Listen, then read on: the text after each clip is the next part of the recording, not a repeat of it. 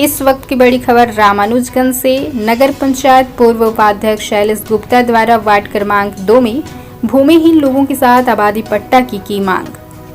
Ward क्रमांक 2 के लोगों के लिए स्थानीय पूर्व उपाध्यक्ष शैलेश गुप्ता ने भूमिहीन निवासियों के साथ मिलकर इनके अधिकारों की रक्षा के लिए एक ज्ञापन अनुविभागीय अधिकारी को सौंपा।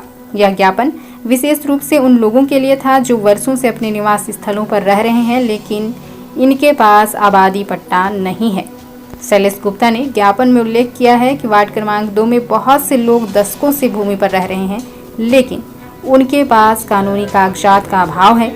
इस स्थिति के चलते इन लोगों को कई समस्याओं का सामना करना पड़ता है, जैसे कि सरकारी योजनाओं का लाभ न मिलना, कर्ज लेने में कठिनाई और अन्य कानूनी समस्याएं। ज्ञापन में कहा गया है कि भूमिहीन लोगों के लिए आबादी पट्टा प्रदान करना उनके कानूनी अधिकारों की पूर्ति के लिए आवश्यक है। शैलेश गुप्ता ने इस मुद्दे को उठाते हुए अनुविभागीय अधिकारी से निवेदन किया है कि जल्द से जल्द उचित कदम उठाए जाएं ताकि इन लोगों को उनके अधिकार मिल सकें और उनके जीवन की गुणवत्ता में सुधार हो सके।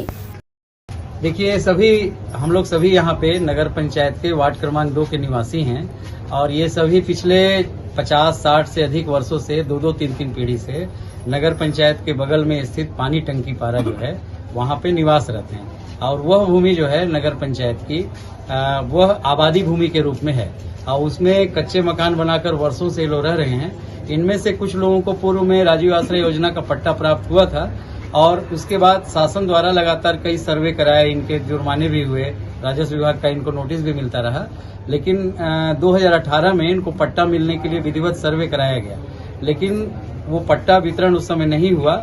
माननीय डॉक्टर रमन सिंह जी मुख्यमंत्री थे, उनका रामानुजगंज प्रवास के दौरान पट्टा दिए जाने की पूरी तैयारी थी राजस्व विभाग द्वारा, लेकिन किन्हीं कारणों से वो पट्टा वितरण नहीं हुआ और पिछले 5-6 सालों से ये पूरा मामला ठंडे बस्ते में पड़ा हुआ है।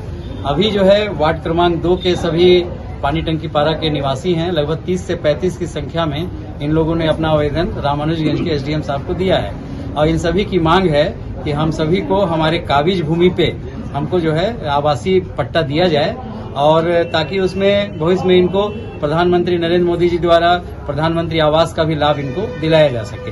एसडीएम साहब ने क्या आश्वासन दिया? माननीय एसडीएम साहब से हम लोगों ने चर्चा की, आवेदन दिया।